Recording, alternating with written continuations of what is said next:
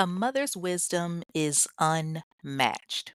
Her instincts, infallible, especially when it comes to the wrong type of partner for her child.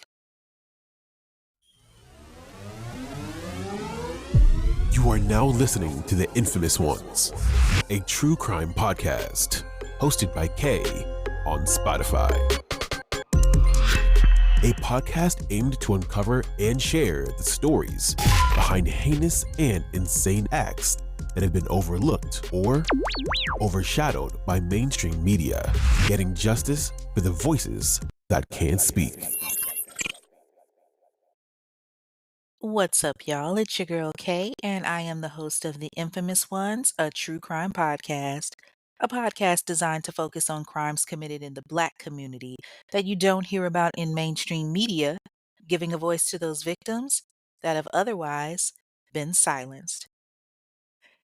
Hello, hello, hello, everybody. Welcome back to another episode of The Infamous Ones, a true crime podcast with me, Kay, the Texas girl in a Georgia world, baby. Ladies, how y'all feel? Fellas, y'all all right? It is Sunday, January 4th, 2026, and it is the first episode of the year. Ayo. How you like me now, baby? Okay. Listen, I know a bunch of y'all done probably made some New Year's resolutions that you either already broke or you know damn well your ass ain't gonna stick to. Shit, I ain't even try. I'm not even gonna lie, cause listen, at the end of the day, all I'm gonna do is just keep being me. You know what I'm saying? I'm gonna keep elevating, I'm gonna keep being great. You feel me? 2025 was a year of trials and tribulations. It was a year of tests, and Lord knows I passed every one of them bad boys that He gave me. Okay. So, if you did decide to do some New Year's resolutions, more power to you. Hopefully, it's ones that you can stick to. I know these gyms are about to be packed with everybody trying to get summertime fine and all of that. Listen, don't be expecting instant results over 2 days. Don't be one of them that goes to the gym for like, a week and then you fall off and you paying on a membership that you don't even use. Y'all know these gyms be trying to get y'all. They be like, oh, especially Planet Fitness, they be quick to be like, oh, it's 1 cent for the first month. And you like, hell yeah. You sign up and then the next thing you know, you stop going and you paying like $30 a month for something that you don't even use. Okay. And then some of y'all swear that y'all gonna stop drinking and you never gonna do it and it may last like a week or two, but then you gonna have a bad day or somebody gonna piss you off and you gonna go out there and get pissy drunk, or if you like me, you going out to brunch with the girls or something like that and the mimosas kick in, you can't resist it. Okay. Or some of y'all even say that y'all gonna try to use gentle parenting, and when it come to these kids, the first time they try you, gentle parenting gonna go out the door. Okay, you gonna be ready to send them to Jesus. So I don't know about y'all, but I'm not doing resolutions. I'm just living my life. That's the best way to be a better you. Just elevate. Now, I will say I did do some things on New Year's as far as like traditions. Like, for example, I didn't clean on New Year's Day. I made my New Year's dinner, with all the good luck foods and stuff. Me and the kiddos ate our good little healthy dinner, popped some non-alcoholic, sparkling cider for them and some champagne for me. It was a good little night. It was a little hiccup that happened, but I will say that I know my child is 10 toes down for his mama because he was, whoo, he was ready to throw hands. But all in all, I am ready for what 2026 has in store. I've already got a couple of book events under my belt that I'm going to be featured in starting at the end of next month. I'm going to be in Vegas. Got the live show coming up in a few weeks. It's so much that's going to be happening. I'm working on doing something really big for the show. I really want to, increase numbers and get things popping. So I'm trying to do what I can to really make those numbers grow. So that means new cases, of course, trying out new segments and whatnot, finding ways to just kind of make the infamous ones even more unique than it already is.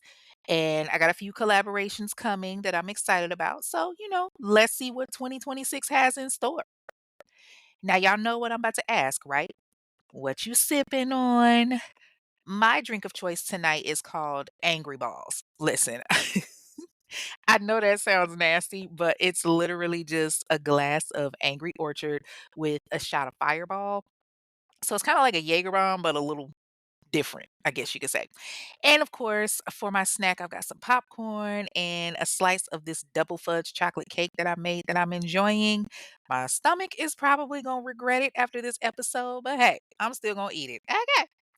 But let's go ahead and get into it. Hop on in and buckle up, baby, because today we gonna take a ride to Oxford, Mississippi, back in 2021. Back when Silk Sonic was leaving the door open, Cardi B had everybody up, while Judas and the Black Messiah was killing the box office. And this infamous one that we're discussing tonight was killing his wife. So y'all got y'all snacks and y'all drinks and y'all ready to ride. Y'all know what time it is. Let's get it. This week's case involves Anteeatta Archie, the victim, and the infamous murderer of the week, David Swims. Anteeatta Rochelle Archie was born November 18th, 1985, to Alyssa and Anatole Archie in Carroll County, Mississippi. Now, everyone that knew Anteeatta called her T. So, for the purpose of the episode, we're going to call her T because, that's what she was used to.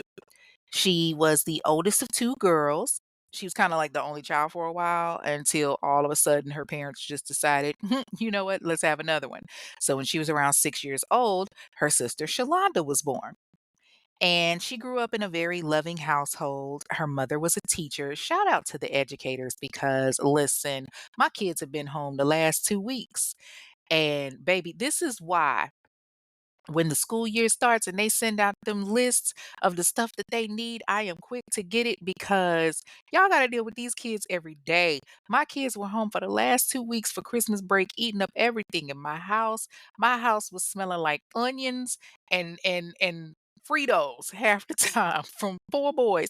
Oh, good God. I can't count how many times I had to tell somebody to put their funky ass shoes outside. So shout out to the educators. I just had to say that really quick, okay? Because y'all have the difficult task of dealing with these children 5 days a week from anywhere between 7:30 in the morning until 3:30, 4 o'clock in the afternoon. So I commend you all because good God Almighty.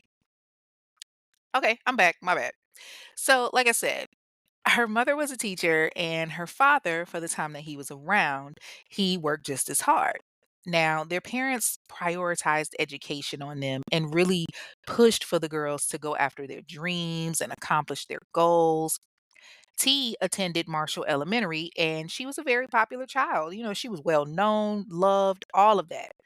But then things kind of got a little difficult for her when her parents decided to divorce. And it became really hard on her, like a lot of kids. When kids are able to understand what's going on, it becomes very difficult. They act out, they're withdrawn, all of that, versus children that, just wake up one day and they're like, oh, okay, one of my parents isn't here anymore, or this person is gone, whatever, whatever. And, hopefully you can only hope that the other person that is no longer in the household is still active. But, you know, her mother, Alyssa, did everything that she could to make sure that both of her daughters still had a good, comfortable life and that it didn't affect her too bad. And like I said, it's not like her father wasn't there, he just wasn't there in the house. So she still had both of her parents. When T finished elementary school, she attended Jay-Z George High School, where she was the typical, high school girl. She always had a smile on her face. She was always laughing. She played sports. And in addition to her studies, she was really focused on basketball and softball. And she was varsity cheerleader. Like, come on, let's go. Well rounded. Okay, I see you. She was very smart, so she was always getting awards and accolades, which made her mother proud, of course, because her mom is an educator. Like, that is a direct reflection of her. Like, come on, clock it. I see you, boo. And so in 2004, she graduated with honors and she received all types of scholarships and offers to go to college. She decided to go to school locally where she attended the University of Mississippi, which, we all know as Ole Miss, and she majored in elementary education. So you could say that she was kind of like taking after her mom. Like she wanted to do exactly what she saw growing up. And just as much as she was excelling in high school, she did the same thing in college naturally. She was getting just as many accolades and awards there. She also pledged the Lambda Sigma chapter of Delta Sigma Theta Sorority Incorporated, along with her 32 line sisters. They were called the 33 Shades of Crimson Thunder. And shout out to all of my fellow Greeks out there. Dove love and kitty kisses. Y'all know January is our month. You've got Delta Sigma Theta, you've got Alpha Kappa Alpha, you've got us, the wonderful ladies of Zeta Phi Beta Sorority Incorporated. So, of course, shout out to all of my fellow Greeks. All right, back to the story. So, T graduated in 2008 with her bachelor's degree, and she went right into getting her master's. But while that was going on, she told her mama, she was like, you know what, mama? I'm going to take the first train smoking. And she did just that. T got offered a job while she was earning her master's degree right after college. She took a job as a teacher at McCoy Elementary School in Yazoo City, and she started working for the school system there where she taught third through fifth grade. She also decided to go back to school to get her master's degree. Like I said, she got it in elementary education and she was teaching at the school. And, of course, she's young. She's enjoying her life and doing what she loves. And in doing what she loves, she even got the opportunity to find love by the name of David Swim. David Lee Swims Jr. was born December 30th, 1979, in Grenada, Mississippi, to Eva Ross and David Swims Sr. He was the youngest of three boys. He had a brother, Jelani, and he also had a brother, Boris, but his brother, Boris, passed away in 2004. He was a U.S. Marine, so I don't know if his death was related to that, but there wasn't really a lot of information on him. But I mean, in such a small town, David was very well known. He was kinda like a playboy, so to speak, or like a wannabe bad boy. He actually was one of T's mama's students as a child. And, most kids, they're kinda like a bit rebellious and everything, and that's how Alyssa described him. She was like, yeah, she taught him in the 6th grade. He he didn't necessarily have the same background as T. Like, he was very jealous and controlling. He thought he was a pretty boy. I don't know how, but okay, whatever. So, you know, he was one of those that had to know what his woman was doing and where she was at all times and who she was talking to, all of that. But women loved him. One in particular, Yvonne, a lot. The two of them started seeing each other in the early 2000s, and before you know it, they get married. And they're hot and heavy, and you know what they say, first comes love, then comes marriage. And on April 13th, 2002, his son Jaquil Ladarius Swims was born. And when I tell you that boy was the spitting image of his father, good God. Like, I'm going through social media, checking for relatives and all of that.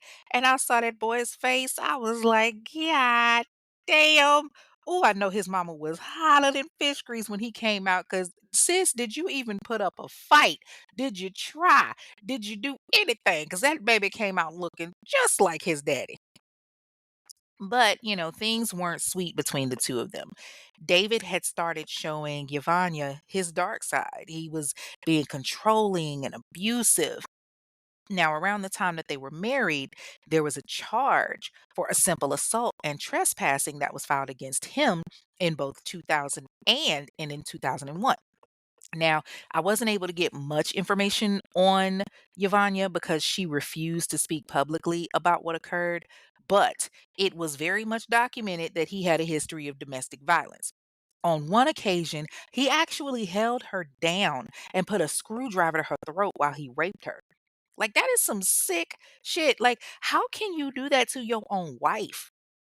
He also had another charge in 2003 for simple assault against a deputy, but he was found not guilty of that, which is insane to me. Yvonnya pressed charges on him in 2006 with the Grenada Municipal Court, and the case was remanded to the file, which basically means they didn't actually pursue the charge. They had it on file, but they didn't pursue it. Now, of course, after the assault against his ex wife, naturally, she files for a divorce. So he's very much single and out in them streets. He hitting anything that don't move, that's got a pulse and that's got a fat ass. But after that, in 2008, David meets the woman that he thinks he's going to spend the rest of his life with, Anteeatta Archie.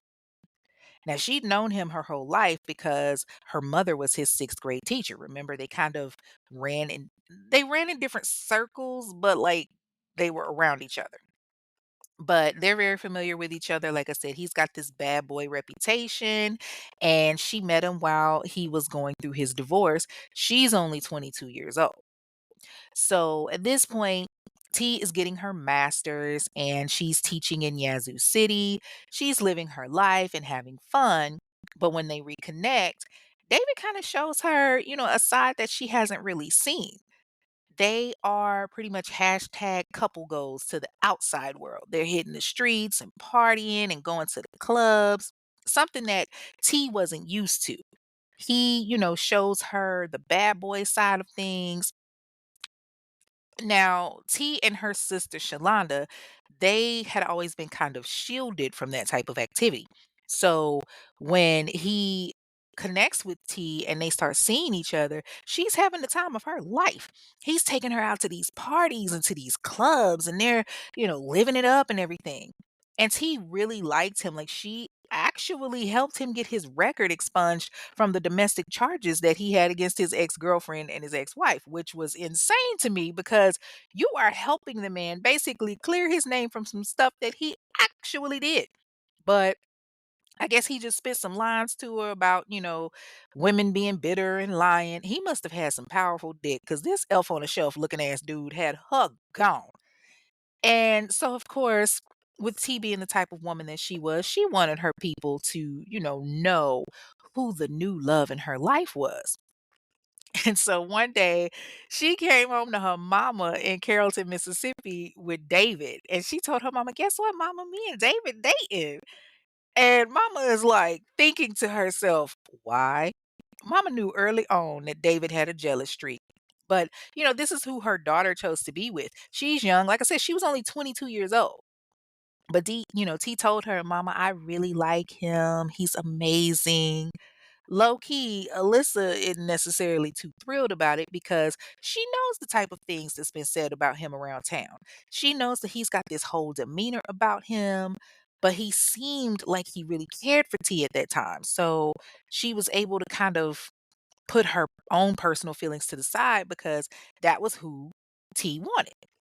And so the two of them continued dating and everything. And everything was going good until one day T comes to her sister Shalonda and she reveals some news to her. Now, like I said, Shalonda and T are very close. And I mean, T's close with her mom too. Like they talk all the time.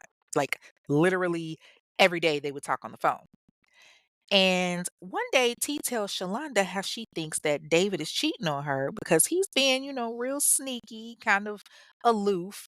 And she knew that he was up to something. But before she could really act on it, tragedy struck. Psst, guess what? I just found the ultimate go to for candy coated fruit, sweet and sticky. Okay, not like that. Get your mind out of the gutter, people. Candy coated fruit is not just sweet, it's sticky, addictive, and dripping with crave worthy deliciousness. Based in Warner Robins, Georgia, it's a local pop up shop and it is the ultimate place to satisfy your sugary cravings. Whether you're looking for a delightful treat for yourself or a gift for someone special, Sweet and Sticky has the best treats ever. They've got convenient pickup and delivery options, and they are sure to satisfy your mouth-watering creations with ease. So make sure that you order today. And hey, tell them Kay from the Infamous One sent you. For orders or inquiries, reach out to 478-244-9064. That's 478-244-9064. Don't feel like calling? Send them an email. Email it to jasminejones9386 at gmail.com. That's JASMINJONES 9386 at gmail.com. Now listen, shipping options are available for restricted items, so don't wait. Get your order in today and experience the sweetness that will keep you coming back for more. In March 2009, David gets into a motorcycle accident and it was bad. Like what started out as a simple ride turned into a total scare. He was hit by a semi truck and he's rushed to the hospital. And T gets a phone call that he's in the hospital. So she rushes there to be with him. And the doctors tell her they don't think he's going to make it. But God gave this little garden gnome another chance at life, but with some stipulations. See, David at this point has been paralyzed, so he'll never walk again. He's lucky enough to live, but he's going to be in a wheelchair for the rest of his life. And like a lot of people that were, used to the privilege of walking and living some normalcy, it was hard on David. T's looking at it like, okay, this is my man. I'm going to be here for him.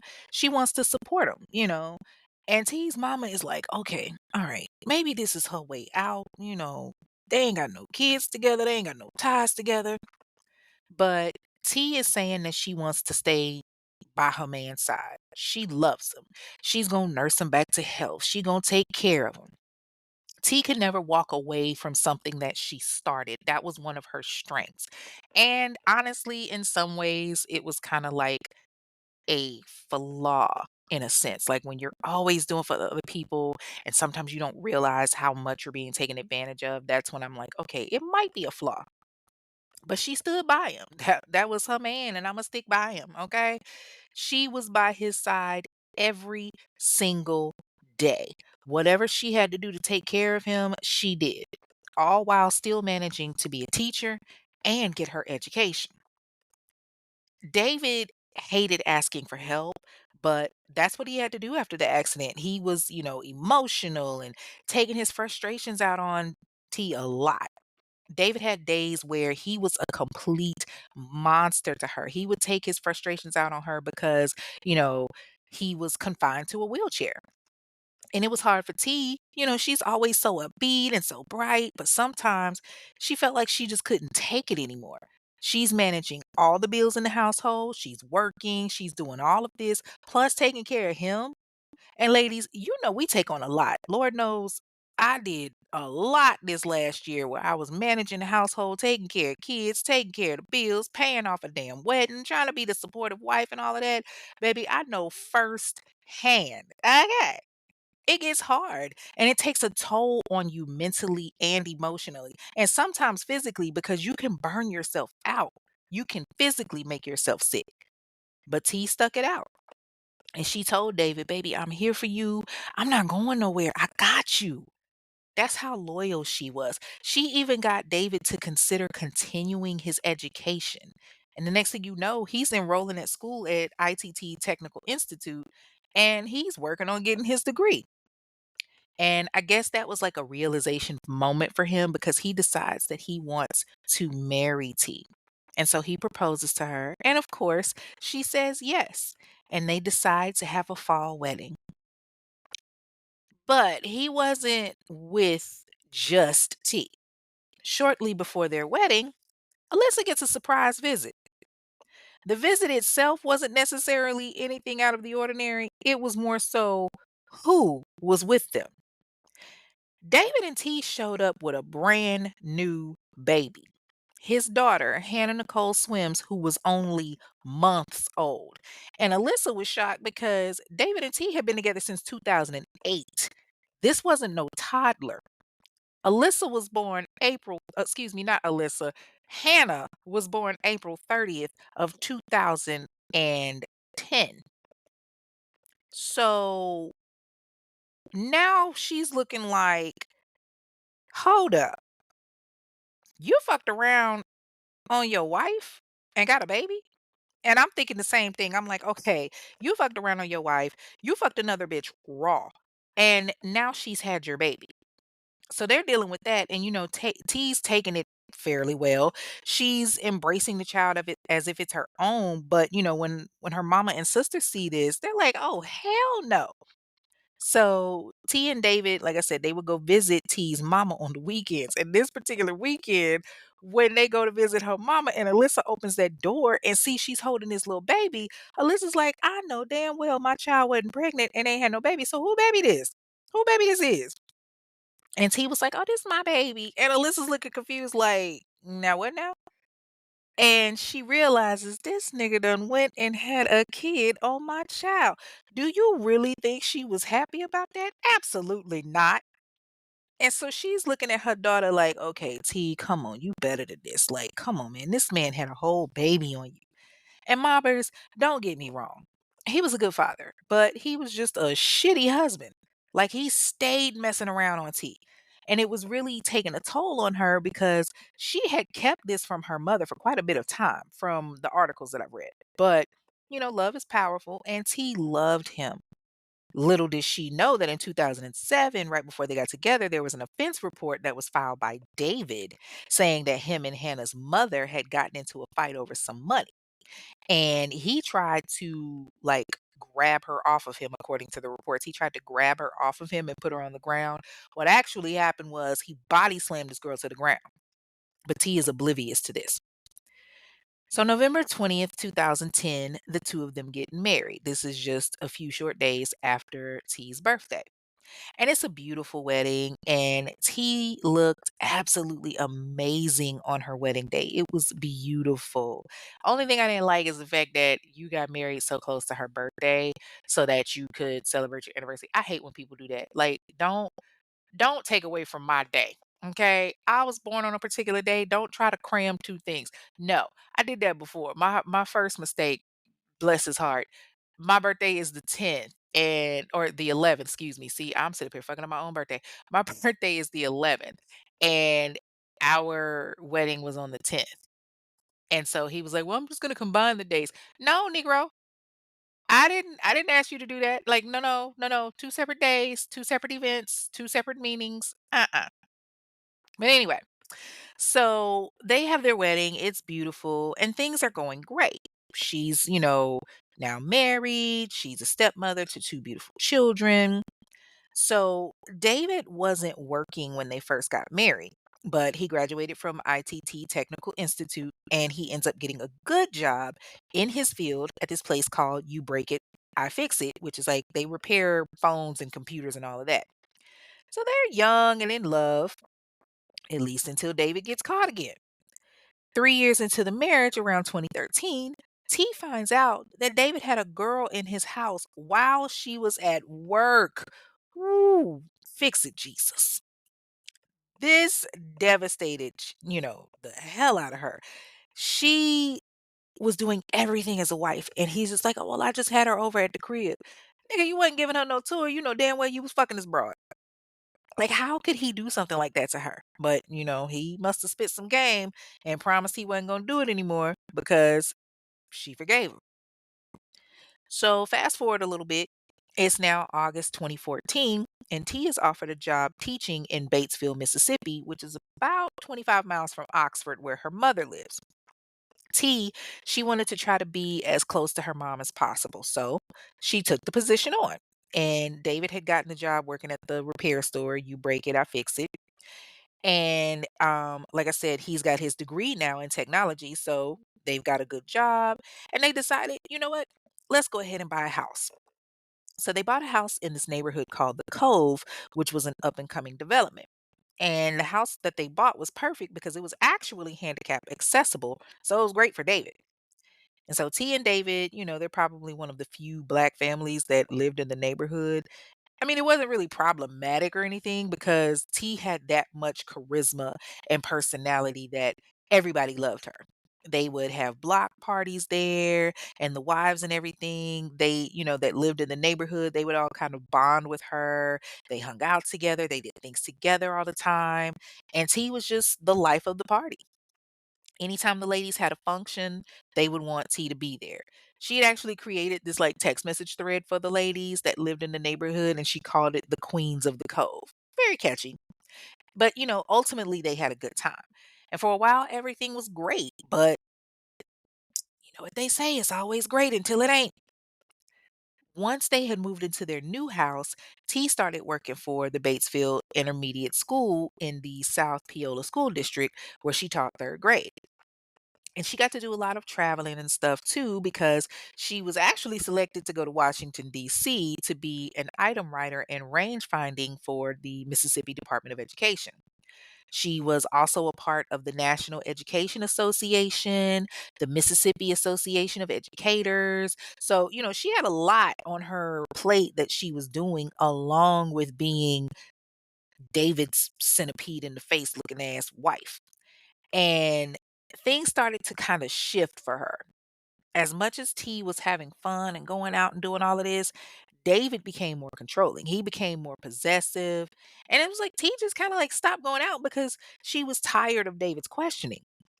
They were already living 25 miles away from her mother. It was getting to the point that Alyssa was coming to their house on the weekends and staying with them in the spare bedroom. But every weekend, her mom would come to visit. And sometimes, she would go visit her mother too. But it was very noticeable that T had kind of started changing. And as time went on, their relationship became more strained. David couldn't stop cheating, and it was a real problem for T. It would be a problem for anybody. Like, motherfucker, put your dick in your pants for 5 minutes. Damn. So 6 years into the marriage, things got worse. Like I said, Alyssa would come stay with her on weekends. And the more that she started coming, she noticed that all of David's things were in the room that she would stay in. T started becoming more distant and antisocial. She's missing activities with the ladies in the group. She just didn't even feel like going out anymore because it was getting to the point that David was too controlling, constantly questioning her whereabouts. The only time she really got any freedom was when David would have his kids at the house. That's when she would be at her mama's. And T, she tells him, like, she was like, listen, I can't keep dealing with you cheating. I'm a good woman. I deserve better. And she told him, if you wanna go out there and cheat, guess what? I can do it too. Hello, I believe all of that. I am with that. Listen, I am good. I am a good girlfriend or whatever, or wife when I was a wife. Let me tell you something. I'm faithful and loyal. Imma give you all my trust until you give me a reason not to. But baby, let me tell you something. You cheat on me, and Imma go out there and Imma fuck the next dude like my life depended on it. Imma go out there and Imma fuck the next man like he had the best dick I have ever had in my life. Don't play with me. Imma fuck him like I love him. Okay? Cheat on me if you want to. And I know y'all are probably saying, well, Kay, just leave him. That's petty. It is. It is. I've had my moments. I will admit it. I can be petty at times. Hell, my first mistake cheated on me. What did I do? I turned around and fucked the one dude that I knew that he was insecure about and let that man hear me fuck him. Accidentally answered the phone so he could hear it. That's petty. But I'm just saying, I don't recommend that anybody do that. Okay. That was years ago. I have evolved. I have grown. I have changed. Okay. But anyway, back to the story, y'all. My ADHD is kicking in. So T tells him, she was like, listen, if you gonna go out there and cheat, I can do it too.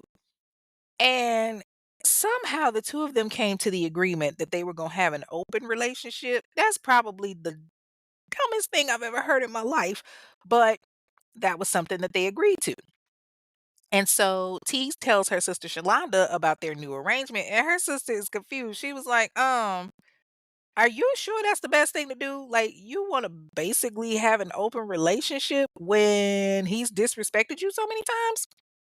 But y'all know there's always stipulations with that. Like, he was fine with having an open relationship as long as he got to do what he wanted, but the thought of his wife out there with another man? Shit.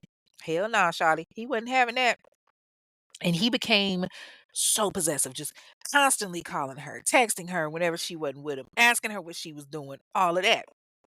On one occasion, Shalonda said they were on Zoom having a video chat, and T kept like covering her arms. And so Shalonda's thinking, okay, this girl is being physically abused because she kept covering her arms, trying to hide bruises. And considering David's past with his ex girlfriend and his ex wife, his kids' moms, I could believe it. Now, I don't know if T ever actually did step out on David, but Lord knows it was warranted because he definitely was a piece of shit. But the later that it gets into their marriage, the more strife that T seems to be having. And she isn't as happy as she used to be. She's still becoming successful, she's still accomplishing her goals. She had actually gotten her PhD in 2021 right before tragedy struck. She had gotten her doctorate of education from the University of Mississippi, and she was proud. Her mom and sister, everybody was proud. And then literally a month later, things went left. The two had started arguing so much that they were no longer staying in the same bedroom. David had gotten his things and he had moved into the spare bedroom that happened to be the one where T's mama would sleep when she would come visit. And there were several times where T would just leave the house and not come back because she needed to cool off. She needed to get away. David would, talk to her and apologize or get her to come back home, and that would be that. But T was just at her breaking point at this point. She couldn't take it anymore. She was tired of the disrespect, his controlling ways, all of that. And so it got to the point that T started going back to her mom's on the weekends. Once she would get off work, she would pack a bag and she would go to her mom's house and she stayed there till Sunday. And then she would come back home and get ready for the work week. Her and David never really spoke like that except for appearances. And, even then it was strained, but T just stayed to herself. Her neighbors started noticing that she wasn't going with them to the functions anymore. She wasn't out and about. And when she was, she seemed like, she was emotionally spent. This man had passwords to all of her stuff. It got to the point, this girl went and bought a burner phone. Why the fuck do I need a burner phone to talk to my friends, to talk to my mama, to talk to my sister? Like, that's insane. And T told Shalonda that she wanted to leave, and Shalonda's thing was like, okay, well, the system isn't designed to protect Black women. It isn't designed to keep you safe. Like, are you sure this is the route you want to take? Because this man is dangerous. And she wasn't lying because, on top of everything else, David was known for going to the gun range. And I mean, okay, it is Mississippi. So, of course, everybody got guns. You have the right to have guns. No problem with that. He would even take his kids to the gun range with him. They were just as skilled. But Shalonda was a little concerned about that. And unfortunately, T never got to heed that warning. In May of 2021, T had called 911 about David being really aggressive with her. And unfortunately, she never even got a chance to press any charges. Why? Because when the cops come out to the house, T tells them, my husband is acting irrationally. He's acting crazy. One of the deputies actually knew David from his job at the shop and had gone in there and was talking to him, like just chopping it up like they were old friends, like they were at some reunion or something. Like they were actually having a conversation. And it wasn't and T is just like, okay, what the hell is going on? Like what's happening? And the cop is just treating it like it's just a lover spat. There was no type of punishment, no type of written report, nothing. And T calls Shalonda and she tells her, she was like, damn, sis, you were right. They're not going to do anything about this. Like, what's the point of me calling the cops if they're just going to take his side, if they're not going to do anything? Shalonda's pleading with T at this point to just get out, take care of yourself.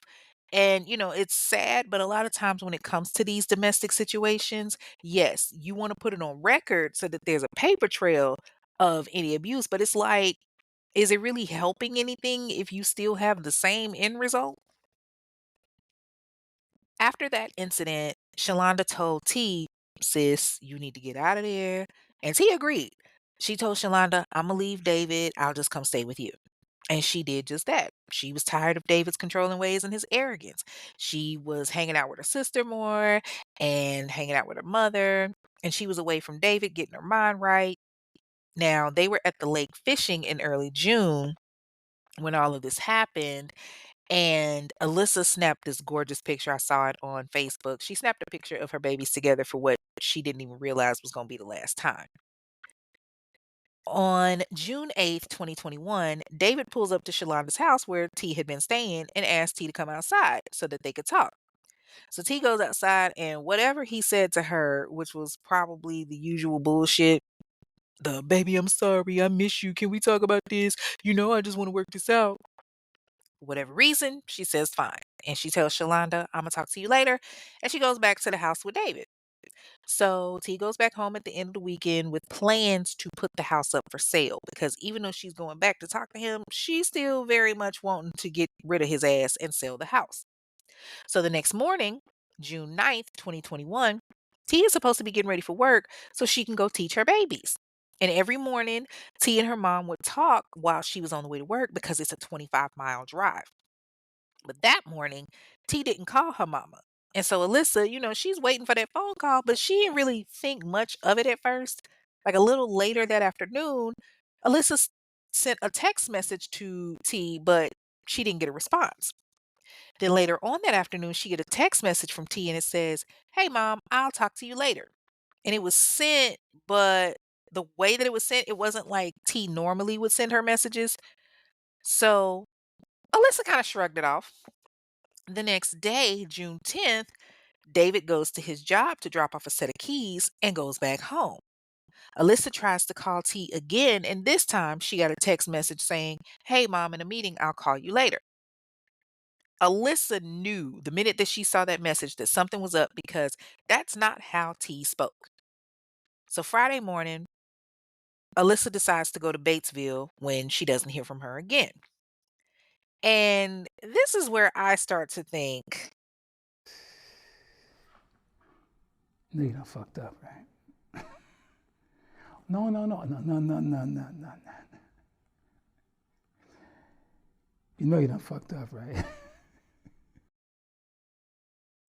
let me tell you something. A mama is going to know her child. And this mama happened to be in education along with her daughter. She talks to her every day. She's used to hearing how she sounds every day. She's used to reading text messages from her that she gets every day. She always talks to her on her morning commute, and then all of a sudden it just stops. All of these are factors that you clearly did not consider. Like, did you not think about these things? I mean, duh, she's an educator. Her daughter always uses punctuation. You sent everything lowercase and bunched it up together, dummy. Stupid, I swear. So it's been 2 days now, and Alyssa has not heard her daughter's voice. And now she's like, okay, something is definitely up. And then everything hits the fan on June 11th. June 11th, 2021, David is supposed to go to work, but he don't. Instead, early that day, he's texting his coworker and telling him, "I shot T, I killed my wife." And at the same time, his manager had called him a few hours later and was like, "Hey, you know you're supposed to be at work right now, right?" But David doesn't go in. And then the manager has a conversation with one of the employees, and they share that David had sent some crazy messages about killing his wife. And the manager's like, "Yeah, all right, yeah, we gonna need to call 911 on that." So 911 for Lafayette County Sheriff's gets a call from the manager at the phone repair shop. And they're like, "Yeah, we need to make a report in regards to a very serious matter. One of our coworkers called and basically said that he was involved in a murder a few days ago. And it's like apparently everything is still like it was at that house, but he hasn't come into work." So the sheriff department gets ready to head out. And at the same time, Alyssa is concerned because she still hasn't heard from T. So she decides, you know what? I'm going to go ahead and just drop by her house my damn self. So she starts making the drive to the house, but the sheriff's department had already beat her there. A 911 dispatcher had called David and was like, Mr. Swims, we got a call about you and your wife. Is everything okay?" And David says, "No, it's not. My wife came at me with a knife when I went in there to look for my shoes, and I had to shoot her in self-defense." And so the dispatcher's like, "Okay, well, what did you do with the guns?" And he tells them, "I put them on the counter." So the dispatch instructs him to put them on the counter and go outside. That way he's not near them. Crazy, I know. So the Lafayette County Sheriff's Department pulls up to the house, and David actually comes out, wheeling himself out the garage. The deputies pull out their guns because, this nigga did just admit to killing his wife. He may have a case of death by cop. You never know. So their guns are drawn because they don't know if he has a weapon or not. They check him to make sure that he's clear and they go inside the house. And the guns were on the counter like he, had instructed to do. And he's waiting outside. So the deputies, they're going through the house and they hit one of the bedrooms and they go all the way to the back bedroom. And in the doorway of that bedroom, by the bathroom floor, there's T's body, and she's only in her panties and covered up with a blanket. They pull the blanket back and they see that she's dead. And immediately, Captain Jared Bundren, he sees her body has been moved because there's not a lot of blood in the carpet. T had been shot 3 times. There was a shot to the chest with an exit wound that went out her back. She had also been shot in her right leg and once in her left leg. Damn. It almost seemed like he did that to keep her from running or something. And so they go back outside and they start getting information from David, and he tells them, all the information that they're asking for, the basics, whatever, whatever. They go ahead and detain him, put him in the squad car and everything, and they take him to jail. While he's being transported to the detention center, Alyssa's pulling up to the house and she sees crime scene tape everywhere and she's on high alert. She's asking one of the officers there, "What happened? What's going on?" And he tells her, "Ma'am, I'm sorry, but there's a young woman inside that's deceased." And Alyssa's just numb. Like, no, that can't be right. No, it's not true. Who is it? And of course, they're not at liberty to say anything until the coroner arrives and whatnot. So the coroner does eventually end up coming, and he effectively pronounces T dead, although we kind of, already knew that. And Alyssa's calling David's phone, but he's not answering. She's calling Shalonda, praying her sister has heard from her, but she ain't answering. She called David's mama. Nobody is answering the phone. And then a few minutes later, she gets a phone call, and it's Eva, which is David's mother. And all Eva says is, "T is dead," and then just hangs up the phone. Like, fuck having compassion, tact, empathy, something. Like, chick, is you cool? And Alyssa's world is crushed. She hears this and she just can't believe it. Like, it feels like she's dying. They got David back at the station and they're asking him what happened, and he's sticking to this whole it was a self defense thing. But the cops kind of already aren't buying it. Like, they've got a search warrant to search the property. They've confiscated his phone, both of T's cell phones, because she had the phone that David had access to, and then she had a burner phone where she could, talk to her friends more freely on. That's how she talked with her sister and whatnot. So they confiscated that, but he still had access to her tablet and her computer. He's charged with first degree murder and he's given a bail of $100,000. And that's bullshit because y'all know when it comes to bail, it only requires you to have to pay 10% of the amount in order to be released. So 10% of $100,000 is only 10,000, which David secured, and he got him a bail bondsman that got him out. Now this was June 2021. Here's the crazy thing that really was like insane. He gets out in June, but he doesn't actually go to trial until 2023. So he's literally out for 2 years.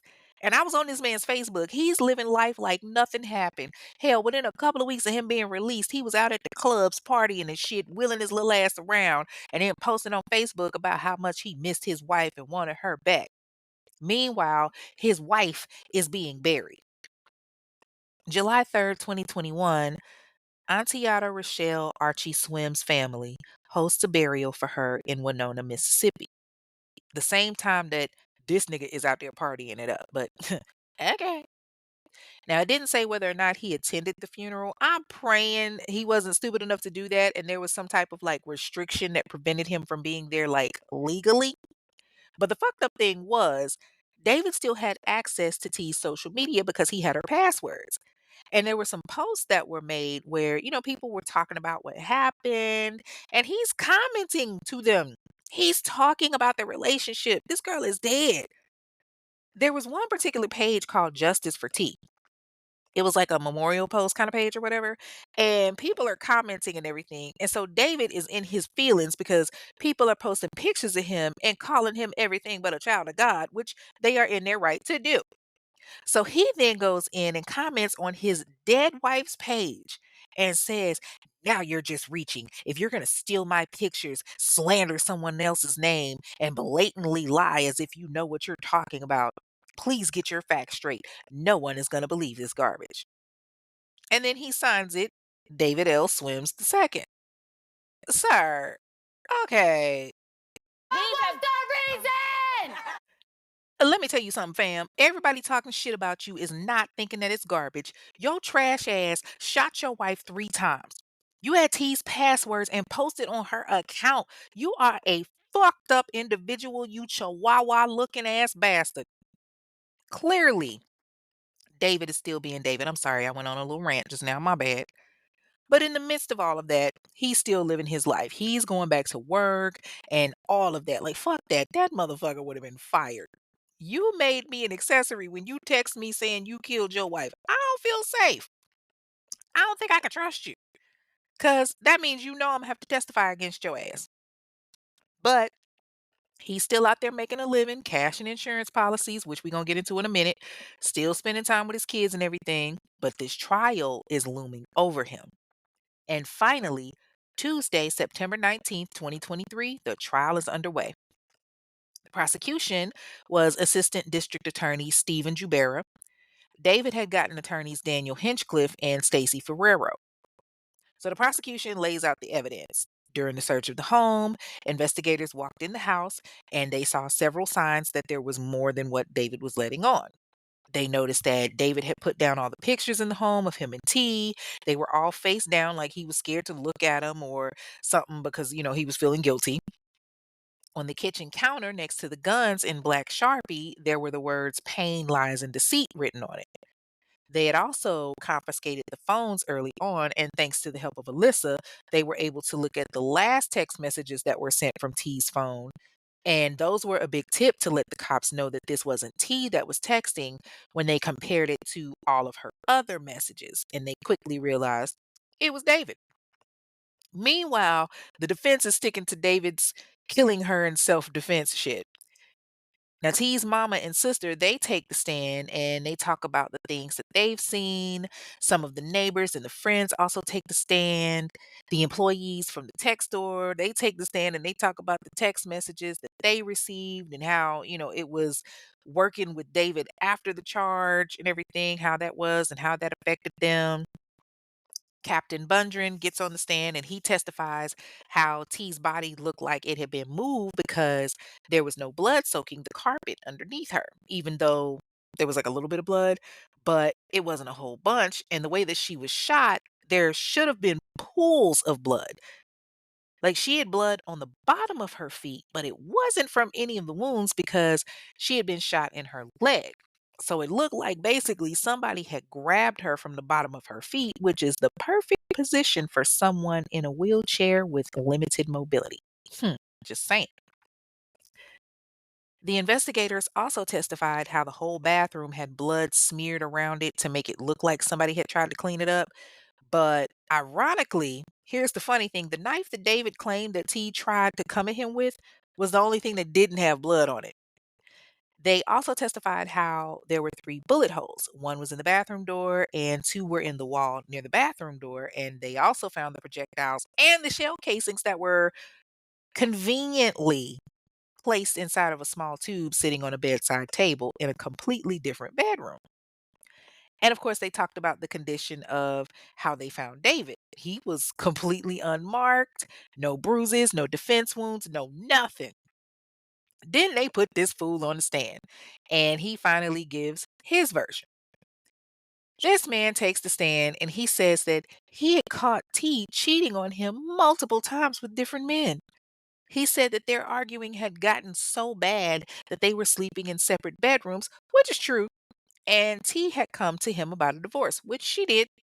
But for the most part, this nigga's lying his ass off. Okay. So this is what he says. He tells the prosecution, I loved her. I never wanted a divorce. I wanted to work things out. I wanted us to be together. That's why I went to her sisters to go talk to her. But she was adamant about it. She came home with me and I went to work. When I came home June 8th, I got off and I offered to cook dinner, but she was drinking and told me, I don't need you to do a damn thing for me. So I just left because I didn't want to start an argument. But then she comes following me. I stayed outside on the deck for a while, and the next morning, I opened the door and she was naked. I mean, she always sleep naked, so she was naked and drinking and stuff. And I just went in there to start looking for my shoes, and she just starts cussing me out and shoving me. Like I had to watch myself, and I had to catch myself on the bed and kind of push myself back up. And I went off on her, and I told her she was fucking crazy. And I mean, stuff got a little heated, yeah. We started arguing, and I had some shit that, it was a little bit of a lie that I told her. I told her that I was fucking her sister, and I shouldn't have said that, but I did. And she told me that better not be true or I'ma fuck you up.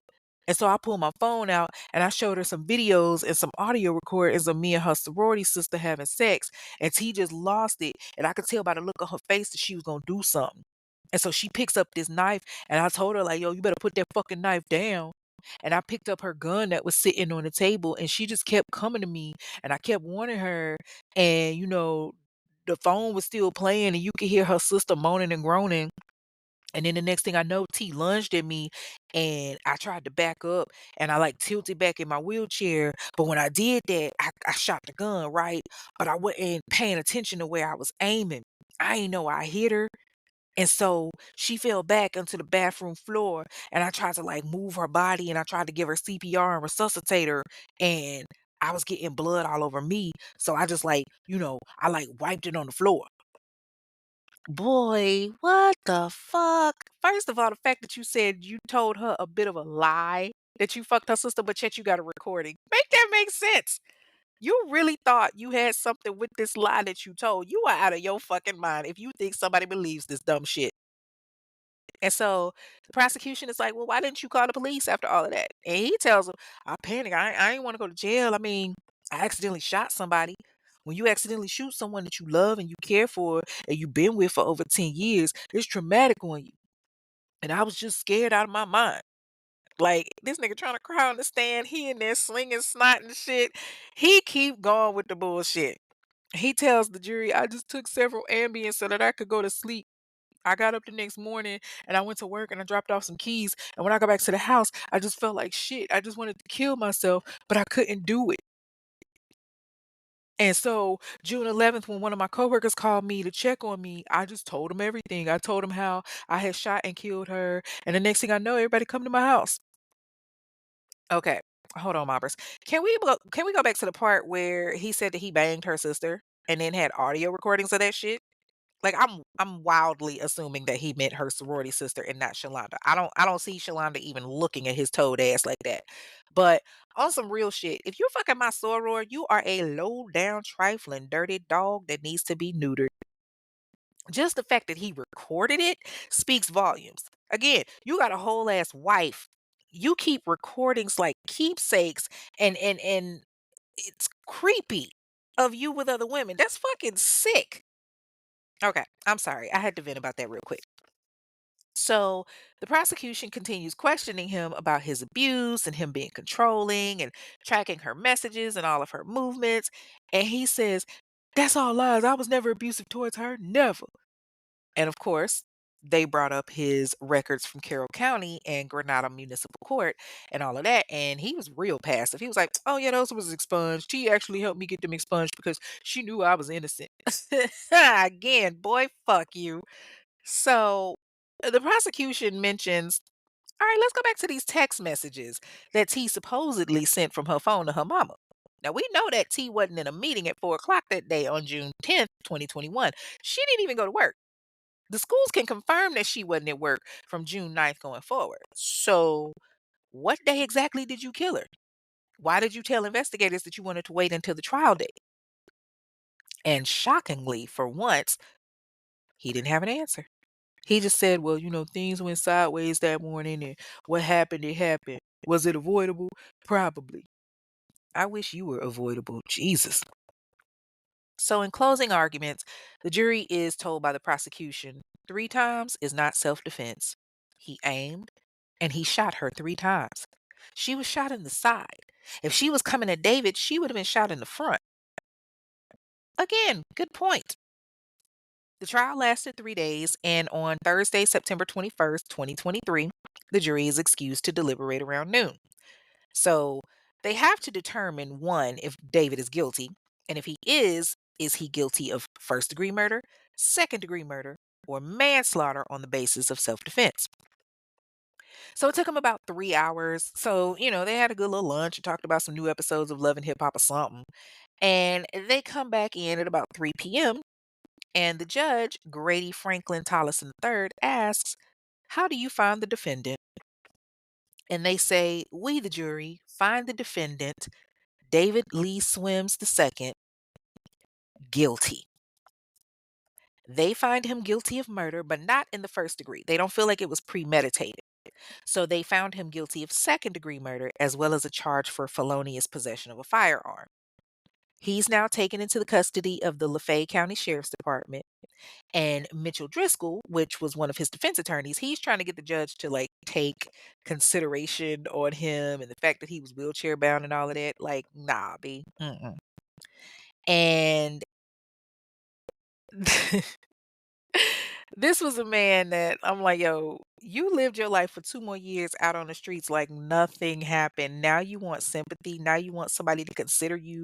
Now it's like, oh, I'm in a wheelchair, but look at how you was living your life. Now, here's the thing. In Mississippi, if you get convicted of second degree murder, your sentence is anywhere between 20 to 40 years. So he's taken away September 21st, 2023. And then he comes back the following month on October 30th for his sentencing. And on October 30th, 2023, Judge Grady Franklin Tollison III sentences David Lee Swims II to 38 years for second degree murder. And then he gives him 10 plus years for possession of a firearm by a felon. So he's taken to the Central Mississippi Correctional Facility and is now inmate number 120792. He'll be released September 10th, 2061, at which time he will be 81 years old. Now, here's a little something that I found out beforehand before David went to trial. Remember, I told y'all that David cashed a life insurance policy? Before T was killed, she had a life insurance policy, and the policy was set up a certain way. Basically, the way that T had it set up, she had three people listed as the beneficiaries. It was through American Fidelity, I believe, and she had it set up where David got 50% of the life insurance policy, Shalonda got 30%, and then Alyssa got 20%. So on June 1st, 2022, Shalonda and Alyssa filed a lawsuit against American Fidelity because T's policy was for about $104,518.85. That was the portion that was supposed to go to David, which he did receive. Now remember, he was out of town for 2 whole years. Not out of town, sorry. He was out of jail for 2 whole years. Ooh, I gotta stop drinking so much. I'm on my like fourth angry ball. Anyway, so he's been out of jail for 2 years and got this money. Okay. So my brain is automatically thinking, well, of course, that's why he hitting the clubs and shit, because hell, he got an extra 100 grand in his pocket. But it was kind of blowing to me because they gave him this money, even though with insurance companies, it's illegal for someone to receive a payout in the event of a murder, especially when they're the ones that committed the murder. But for whatever reason, he got the money anyway. And they sued for that amount, saying that he didn't deserve his portion because of the fact that he was the one that committed the crime, which makes sense to me. Unfortunately, though, Judge Jane M. Verdon went against their request and actually authorized America Fidelity to go ahead and deposit that into the account. So ultimately, he was able to get quite a bit of money off of his dead ex wife, which is fucking craziness to me. And so after the verdict was read, several people, felt a ways, which is understandable. Alyssa was kind of upset because she felt like he didn't get the life sentence that he deserved to get, but 38 years ain't bad either. And so she was able to say that, she was willing to accept that. And now David's spending the rest of his life trying not to get his cheeks clapped. And that, ladies and gentlemen, is the story of David Lee Swims, the monstrous Muppet. And now it is time for Fair or Foul, where we look at the justice system to determine if the sentencing that was given was indeed fair, or if it was just some bullshit that's going to have us sitting back saying, what the fuck? With him getting 38 years, I don't really agree with that. Like, it's Mississippi. The death penalty is very much still legal. Give his ass that good old $42 cocktail, because I honestly feel like it was premeditated. And even if it wasn't premeditated, you sat there for 2 days with her body. T went home June 8th. She wasn't discovered until June 11th. So that left a couple of days for her body to just be sitting there, just decomposing while you just chilling. You had time to get up and leave the house and go to work and drop off keys and come back home. You had time to call your coworkers and tell them what you did. You had a full ass conversation. You were texting from T's phone pretending to be her, not realizing that her mama picked up on it instantly as to what you were doing. So even if by small chance it wasn't premeditated, at the end of the day, you still had a way to fix it and you didn't. Because if it was self defense like you claimed, there were many ways that you could have rectified the situation. Immediately calling 911, for example, is the first one that comes to mind. Pick up the phone and say, "Hey, I accidentally shot and killed my wife." If that really was the case, and if it was really self defense, then you could have quickly gotten it taken care of versus trying to come up with a story. You pretended to be her and text her mom, not realizing that her mama knows her child. Like she knows how she talks to her. Shit, she gave birth to her. She's not stupid. And then on top of that, you mad because this woman wanted a divorce? She was fucking tired of your shit, fam. She was tired of you lying to her and cheating on her. This woman stood by you and literally took her vows seriously before y'all even fucking got married. She was giving you in sickness and in health before y'all even said I do. She stuck by your bum ass through one of the worst times of your life when you literally were on your deathbed. She nursed you back to health. Hell, she wiped your funky ass. She took care of your munchkin from Lollipop Gill looking ass. She did everything for you. But your green goblin looking ass, instead of being appreciative of that, you go out there and you have a whole baby on her before you even say I do. And you just expect her to accept it. This ain't no break, baby nigga. You ain't Dwayne Wade. You cheated on this woman time and time and time again. And then because her light was shining so bright with all of her successes, you couldn't take it and you decided to dim her shine. You literally snuffed out her light. Why would anyone want to stay with a nigga that cheats on his woman? Why would any woman want to stay with a man that goes out and has a baby on her? Why would anyone want to stay with a dude that's controlling and possessive? That shit ain't cute. That shit ain't gonna make me say, "Ooh, let me be with him. Ooh, he tracks my every move." No, it's gonna make me say the exact opposite. If anything, it's gonna make me say, "Yeah, fuck out of here." And I know firsthand, don't get me wrong, old boy didn't put his hands on me or nothing like that because he wasn't stupid. But bruh, oh, this just irritates me because I'm like, you've been fucking abusive to this woman. For the life of me, I can't understand why dudes have a good thing and have a good woman, one that's treating them right, taking care of them, doing right by them, treating them like fucking kings, loving them wholeheartedly, and you go out and do some fuck shit. For the life of me, I can't understand why niggas go out there and get a good woman and fuck them over and fuck around with bitches that ain't worth it. You out here creating babies. Now, yes, the baby is innocent, and thank God she was able to, accept this child because she didn't have to do that. She has no ties to you outside of this marriage. You had babies with everybody but your wife. If she wants to leave, she can. So be it. But you couldn't accept that. You knew you had fucked up time again and time again and time again. And instead of just owning up to it and taking accountability for it, like most fucking decent human beings, you wanted to be a little bitch. Well, I hope that you get bent over your motherfucking wheelchair, and I hope that they take one of them spokes off that motherfucking wheelchair and shove it up your ass. I hope that somebody ties your ass to that fucking wheelchair and makes you fucking blow them until your jaw breaks. Yes, that was a bit harsh, but this woman wasn't just a regular woman. She was smart. She was educated. She was teaching kids and changing their lives. She was doing what she was supposed to do. She was making moves in this world. She wasn't just T. She was a doctor. This woman was doing what she was supposed to do. She came from a loving family, and you fucked around on her with her sorority sister and then recorded this shit. And these hoes is just as trifling. Trust and believe, y'all know I'm in a sorority. Hell, with mistake number one, I had a few fucking sorority sisters that fucked him knowing that we were together, and my dumb ass still married him anyway because oh my God, I love him. But females ain't no better than men. Trust and believe, it's scandalous assholes in every fucking organization, fraternities and sororities. Okay. And I mean, I don't depict the organization as a whole, obviously, but I'm just saying. In this instant, you was moving foul. You fucked her sorority sister and then recorded the shit like it was a fucking trophy. You got to be the dumbest motherfucker on the planet because had it been a different state, had it been in the state of North Carolina, your ass would have been fucking done. She could have sued you. She could have sued the bitch that you fucked. All of that. Did y'all not just realize that there was a chick that got sued for alienation of affection and got to pay millions of dollars to her used to be friend? Like, come on, man. Not even that.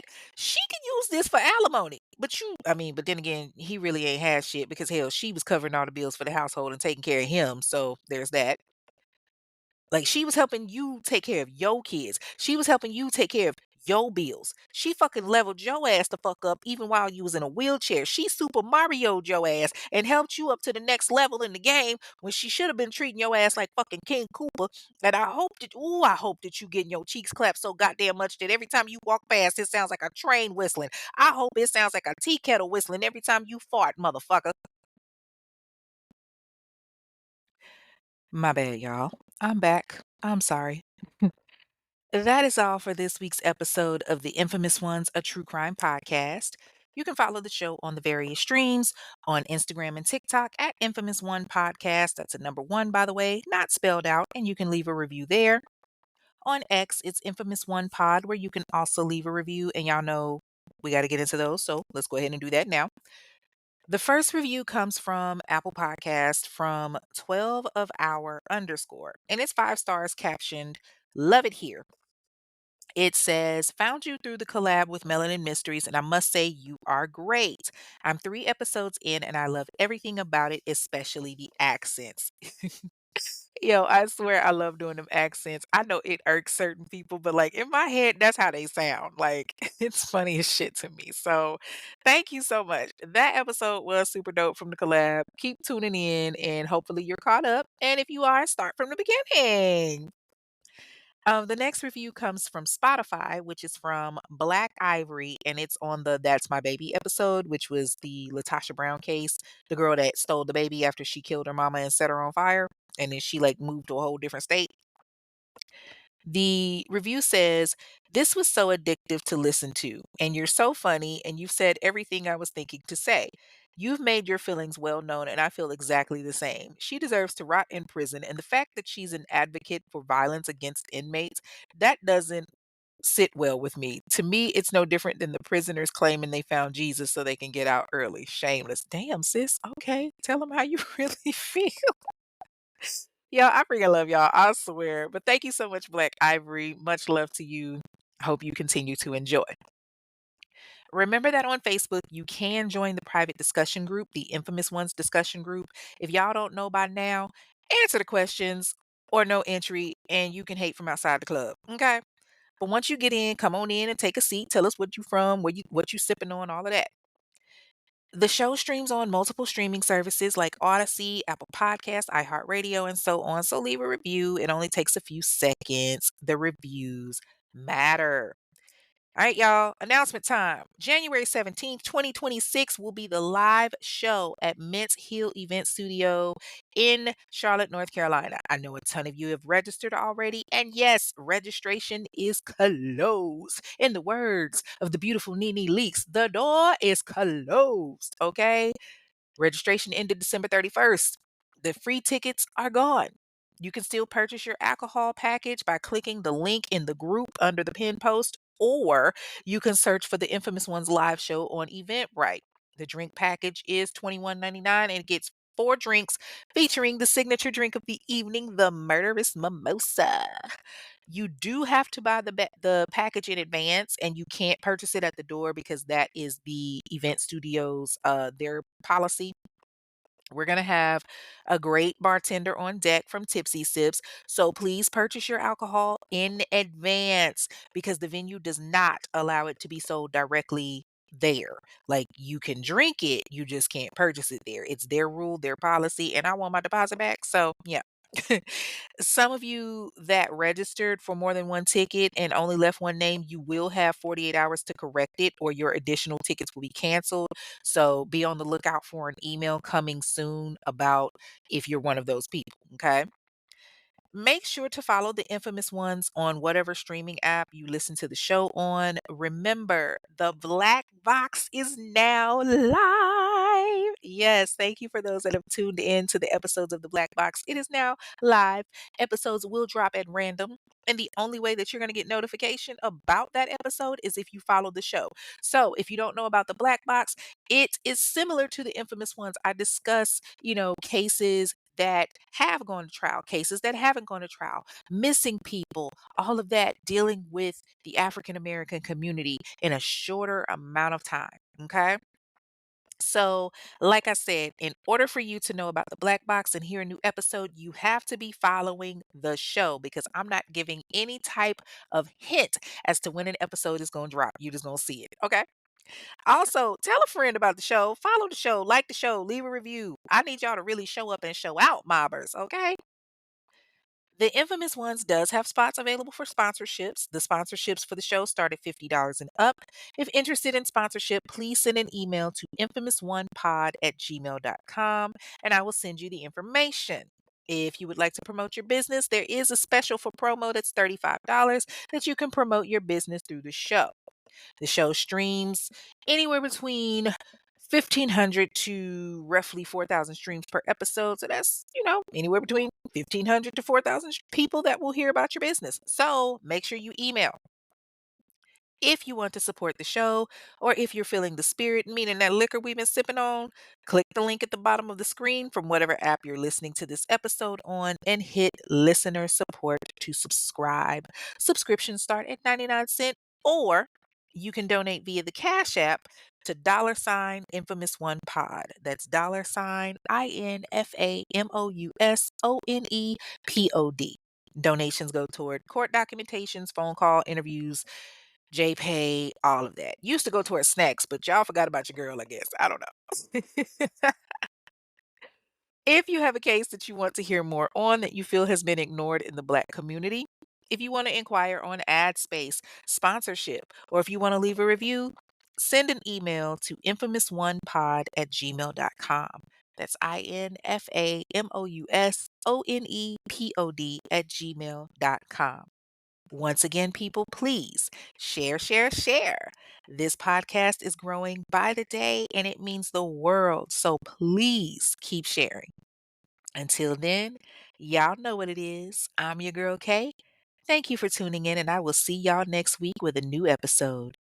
Stay mobbing, y'all. Peace. Thank you for listening to this episode of The Infamous Ones, a true crime podcast hosted by Kay. Be sure to like and comment on your favorite podcast platform and subscribe so that you never miss an episode.